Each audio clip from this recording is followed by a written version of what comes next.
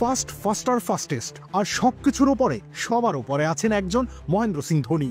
কে বলবে Indian premier লিগের ইতিহাসের সব থেকে বয়স্ক খেলোয়াড়দের একজন তিনি।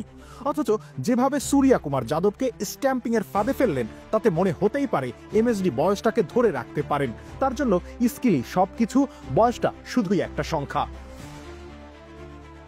বয়স তার 43, কিন্তু শরীরটা চলে 23 বছর বয়সী তরুণদের মতো, যেন another day in the office. যেন গেল 30টা বছর ধরে এই কাজটা রোজই করে আসছেন। একাদশতম ওভারের তৃতীয় বল, যেখানে লেখা হয়ে গেল ধোনির শ্রেষ্ঠত্ব। সেই মশালায় মশালাময় প্রাণ পটেটো ক্র্যাকার, লোভ সামলানো দেয়। আফগান ঘূর্ণি স্পিনার নূর আহমেদের বলটা একটু স্টাম্পের বাইরে টার্ন করলো। মুম্বাই ইন্ডিয়ান্সের অধিনায়ক সূর্যা কুমার যাদব এগিয়ে গেলেন খেলার জন্য, কিন্তু বলের ধারে কাছেও পৌঁছাতে পারলেন না। তবে স্ট্যাম্পিং হওয়ার সুযোগ কম, কিন্তু উইকেটের পেছনে যে অপেক্ষায় আছেন একজন বুড়ো বাজ পাখি।